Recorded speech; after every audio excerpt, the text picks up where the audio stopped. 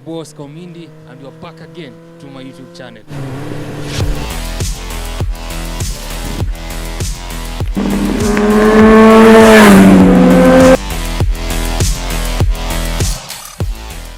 Is vipi watu wangu wa nguvu, it's your boss Komindi, and you're back again to my YouTube channel. Na this time round leo niko area za Limuru na tumekuja huku hivi kuongea na bazu wetu fulani hapo hivyo. Najua wengi sana wamekuwa wakiona niliza kuhusu hizi story, ama wengi wamekuwa wakiona ulizi hizi story.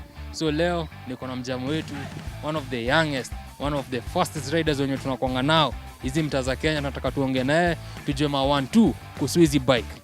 Keep it locked. So tuko na bazu wetu hapa hivi. He owns a Suzuki Gixxer 1000. Bro, unaitwaje? Mimi kwa majina naitwa ndiomanake racing. Hiyo ni jina yangu ya social media, lakini kwa majina naitwa Nicholas Wanjohi. Nicholas Wanjohi. Wacha tu tuanzie hapa hivi. This is our e-beast. Yani imenibamba tu. So like, what inspired you kubai bike kama hii? What inspired me, I'd say, this was back in 2016. I had a friend of mine who had a bike like this, but now it was a Honda CBR 600.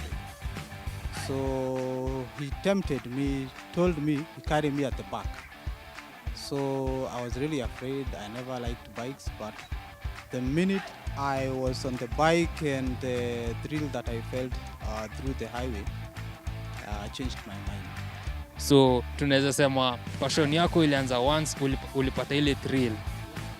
Yeah, nilipata ile thrill, and I can't really put a finger on what I felt. You can't explain it. Yaani ni kitu tu unexplainable, yani ulikuwa tu speechless. You would have to be on the bike to know what I'm telling you, to experience what I felt, and from there on I used to be an introvert. I used to play PlayStation. I never used to hang around with people. So most of the time I was in the house. Okay. So like, for how long have you had this machine? I've had this machine for like are you asking for as in e-bike umekuwa nayo for how long? Specifically, I've had this bike for 2 years now. I had another bike. That's when ukapurchase sasa undoka kwa naye. Na wewe kwa hii industry yako umekuwa ukiride bike for how long? Since 2017. How many years will that be? How many years? 2017, hiyo ni kama miaka 5 hivi. Miaka 5 I've been riding motorbikes. So unakuanga na daily routine enye, I know this is a sport bike. Unakuanga na daily routine enye unafuatilianga once ume start on in the morning ama before uanze safari? In the morning or kabla nianze or before I set off for a journey, I have to start it, and it should run for like 3 minutes. This lets the bike oil to warm up the engine. All the engine parts are hot and warm, as opposed to if you start the bike and you take off, there are some parts of the engine that are still cold. So it needs to be completely warm. Okay. Swali lingine yenye nilikuwa nataka kukuuliza, as in, after how long do you service your bike? Junajua hii ni machine yenye yo guruma sana na yo kuanga na power. So like, after how long do you usually service your bike? That depends because there are some oils that take a longer period. There are some oils that are rated for 7,100, others for 10,000. So like for me specifically, I have put the oil that takes me 7,000. But due to since these oils are manufactured in the US, their fuel is so much okay. Their operating conditions are different. So what I do, instead of changing the oil at 7,100, I change it at 5,000, 2,000 less. This is to ensure that the engine has not, the oil has not completely degenerated. So tunaweza sema kufanya service mapema ndio best. Fanya hizi vitu hazitaki nini usi abuse. Do service 1,000 kilometers less or 1,000 or 2,000 kilometer less. Okay, so kila msee mwenye anaonanga akiwa na sport bike kama hii anakuanga na special jacket ama special suit. So kama for example yenye umevaa Dainis, initonga Dainis. Companies, brands that make these riding suits. For mine specifically is Dainis. Okay, what's the main essence ya hii suit? This suit is to protect you. They say you brace for the fall. You're not dressing because you're going to misbehave and fall, but this should be your last defense. In case something happened, tuseme gari ipite mbele, ama tuseme umbwa, ama tuseme upate bump imejengwa usiku, na huko wanajua si utaanguka. Now when you the gear part, which is the suit, comes in when you reach the ground. So as you can see with this suit, you're protected here. Hizi zote ni chuma hizi, na kuna hapa hii. Sasa hii nitakuambia kazi yake later.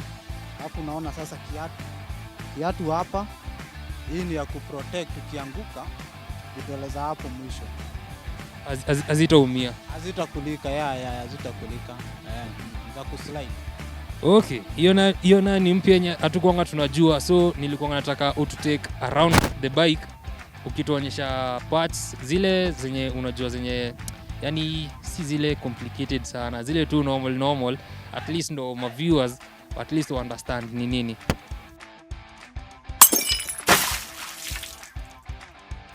So here we have the headlight. Hii headlight ndio inatuwezesha to see through the night. Something you'll note about these bikes, they have running lights. Light here and the lights don't go off. This is to ensure visibility. Tuseme kuna gari inatokea mbali, itaweza kuona kuna light inatoka huko. So this is mostly for the visibility. This is the windscreen. The main purpose of the windscreen is to deflect the wind pressure from your chest, bringing on top of your head. Here we have this is the throttle in kama mafuta. In cars we have the accelerator. So for this is the accelerator. We call it throttle. Hii yenye iko hapa, hii ni brake. Plus iko na brake master cylinder hapa ndipo oil ya brake inakuanga inarifiliwa. Alafu hapa tunaona hizi ni disc. Iko, as you can see, hii bike iko na disc mbili. Hizi disc mbili ni za kuanzisha iweze to increase the stopping power of the bike. Alafu sasa ukiangalia hapa kuna brembo caliper. Brembo caliper ndio inawezanga kushika hii piece. Nashika hizo disc zikiwa pande mbili. This caliper iko na pistons 4. Yaani ukiangalia ndani kuna brake pads mbili. So hizi brake pads mbili zinasukumwa na caliper, the 4 pistons. Hizi caliper mbili, hizo brake disc mbili zinapushiwa na those 4 pistons. So tutaenda hapa. Hii ni penye mafuta tunawekea. You fill up the tank. The tank is 17 liters. Over here we have the pillion handle. Hii sijui mkiangalia vizuri iko na it's engraved. Hapa ndipo nikibeba passenger anashika hapa. So what this does, it transfers the weight of the passenger to the bike as opposed to the passenger holding your stomach. When this person holds your stomach, you become unstable. Anaweza decide mimi nimesikia uoga. But for here, hata akifanya hivi, unajua hapa imekuwa ni kama akishika hapa, it becomes one and the same. Anakuwa ni kama wameshikana na bike. It becomes part of the system. Hapa tukiangalia vizuri, hii ni exhaust muffler. Hii ndio inatoanga ile sauti mnasikianga ya Superbike. Mtasikia, I'll demonstrate the sound that the bike makes. Hapa tuko na hii inaitangwa selfie stick. This selfie stick, we use it when capturing footage tukiwa kwa barabara, or when we are with friends, we want to record ourselves and share the moments there later on. I think that's basically much I can talk about the bike.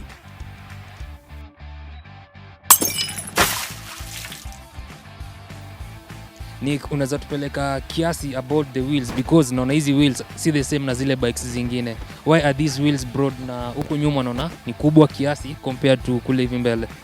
So mguu ya nyuma ni broad kiasi to help you corner through the corners. To turn, not to corner. Well, it's to corner anyway, cornering. So it helps us corner through the corners. It also holds the bike through the corner and yourself. So ukiangalia pale, it is ni kama yai. So the reason why iko kama yai, ndivyo ukikona hiyo side inakaa oval ndio inakushikilianga through the corners. Unaona? Mkiangalia sana MotoGP mtaona the same thing. Mguu ya nyuma inakuanga kubwa. This is to hold the person through the corner. Ya mbele is just to propel the bike, kuisaidia kupinduka hivyo. Na how does this bike regulate heat? Juu tunajua hii ni machine kubwa na it tend to generate a lot of heat. How is the heat managed through the whole system? Well, the heat is it's very easy. The bike is cooled by the oil that we put in the engine, and also it has a radiator. And in the radiator we put coolant, just like the normal cars. Also, as the bike is moving, there is wind that goes in through the radiator. As you can see from the front, it is curved in a way that the wind is deflected inside. The radiator cools it, and as soon as the coolant is cooled, it goes through the engine. Cool it, yeah. So there's a lot of controversies. Kuna watu wenye wanapenda hizi bike na kuna watu wenye they tend to show hate, especially when you guys are on the road. Like, how do you tend to cope up with such people who try and tend to show maybe hate on you guys while you are on the road? The best thing to do is that you cannot please everyone. That's one thing. And the minute you get to the road, you need to understand you are the only sane person on the road. You really can't explain this person hates us who have bikes, because probably he had a bad day at home. So I really can't say so much about people who hate about bikes. But the most important thing is when you're going on the road, expect everyone is mad. Don't have in mind that everyone is sane. You are the only sane person. You are the only sane person and should be very attentive on the road. Okay, now have you ever experienced where personally, for example, maybe unapita mahali alafu somebody tried and showed hate? Yeah. There was one person back in 2017. He reversed. I had a Kawasaki Ninja 300. He reversed, hit my bike. The bike fell off. So I came from the supermarket, asked him, why are you doing this to my bike? He said, no. I don't care about, just lift it up. There's nothing wrong that has happened to the bike. No broken parts. So I just had to let him. Still on the same case, kuna kuanga na watu wenye wakiona such bikes, they tend to go crazy because they are madly in love with such bikes. How do you tend to control their love towards your bike? Well, I normally tell them, usually most of them approach me, tell me, can I take a photo of your bike? I don't deny them a chance, because I was once in their position. And I liked a bike, and I requested this person to take a photo, and he accepted. And here we are. 5 years later, you have your own machine. Unaweza kimbia nayo, you can do anything. So Nick, what's the farthest ushaifika na hii bike? Well, I'm not so much of a long distance rider. I'm one who does short bursts. I like cornering so much. I go to the track. So I'd say the farthest I've gone is Mombasa. Mombasa. Now, how long did it take you from Nairobi? Yeah, from Nairobi, how did it take you from Nairobi to Mombasa? Well, for me, I took quite some time because there is some scenery. I've never gone with a bike to Mombasa. So it took me like, let me say 5 hours because there were so many stopovers I was doing, taking pictures, documenting. I've reached from this place to this place. And also, there is I encountered some rough patches on the road, like from Voi to between Voi and Mtito, the road is very rough. So considering my bike is meant for the street and for racing, the suspension is a bit hard, as opposed to those bikes where which do adventure. They're a bit soft. So at that point, I took quite some time. Now, what is the top speed ya hii bike? Ni top speed yake ni gani yenye inaweza fika? Top speed is 299. 299, that's 300 kilometers per hour. Yeah. Now, what's the highest yenye ushai achieve ukiwa na hii bike? The highest I've done is 265. But I was so scared. It was just a bit. As soon as I realized I was doing 265, I didn't know I was doing 265 anyway. I just had to hold. The thrill can make you forget. You can lose yourself in the thrill. Then you also need to understand there are so many motorists on the road. You need to take care of them. Should one motor vehicle swerve and finds you in very high speed, it won't end well. So, what's one of the greatest moments ushai kuwa nayo ukiwa na hii bike? The greatest moment is when I did adverts last year, and it gave me some bit of satisfaction because usually these bikes are very costly to maintain. But once you see a motorbike is bringing some income, some very good income, it's like giving back to the community. It's paying off. Yeah. Still at the same point, have you ever had any bad experience ukiwa na hii bike? The bad experience is when a boda hit me on my right. Yeah, I was turning to the right, then he T-boned me. Yeah, I broke my limb. That was the worst experience I had. But say uko sawa, kila kitu sawa. It was the I think it was the fibula bone. So for that to heal takes a short period of time. Okay, so Nick, najuanga unaendanga kazi na hii bike.